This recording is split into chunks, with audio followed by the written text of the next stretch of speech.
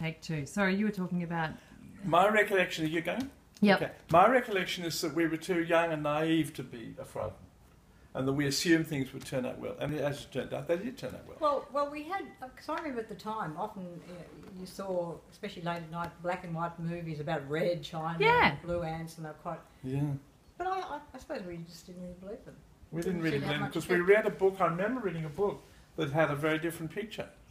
And also when Dad went for the interview, on behalf of both of us, he said, well, he was a bit worried because we were, you know, his wife was having a baby, and they said, well, we have hospitals.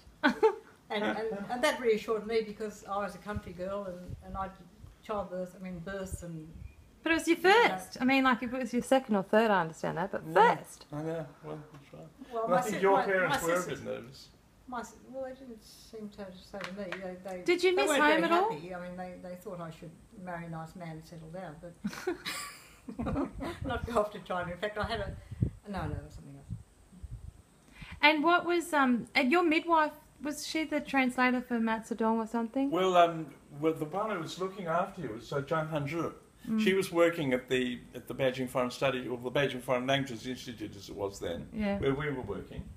And then I remember very clearly, on a very cold winter's day in February 1965, she came to... we went to her place and tapped on her window early in the morning, because the baby was coming. Ah. And she took us to the hospital. Oh, she was... What was that like? When we went to China, we were given... Somebody was sort of allotted to look after us. Yeah. And because I was having a baby... I suppose they chose Zhang Hanzhi, and she used to take me for visits to the hospital, checkups. And so when we thought the baby was coming, that's who we went to, and she took us. Yeah, she took us to the hospital. And what was the hospital like and everything? It was the Sino-Soviet Friendship Hospital. Yeah, it was all Russian. Oh, really? There were two hospitals. One was one was the people were all trained by the British. Yeah. Do you remember the name of that hospital? In Morrison Street. Oh yeah, I can't remember. The Union Hospital. The Union Hospital. It's still there. Yeah, they were all trained by the British. But I went to the Sino-Soviet Friendship Hospital, where they were all trained by Russian tech. This is in the days before the China-Russian split. Well, actually, it was after, but it was still called. It was still called. There were still. And most of the other foreign women who were in there were from East Europe. Oh. Or Russia. So did you?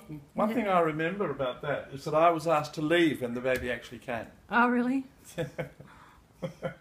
Well, I might have left you going, but you went off to go and have a meal. I was asked to leave. I remember being asked to leave. And I remember that for all the other four, I was not asked to leave, and I stayed to the end. Oh, yeah. Were you worried about, like, spies or anything like that? I mean, if you're going to the Russian hospitals, and is that a concern? A lot of the people going from England who went as teachers were approached by British intelligence to send reports. Yeah. But nobody approached us. I think we were just too young and naive and ignorant. What was it like teaching English? Were you teaching English there? Yeah. That was good. I mean, the students were very, very hard-working. Were very hard-working, very... Were they interested in learning English, considering... Yeah, absolutely. Yeah, they were. Absolutely. But back then, considering... They were very privileged. Anybody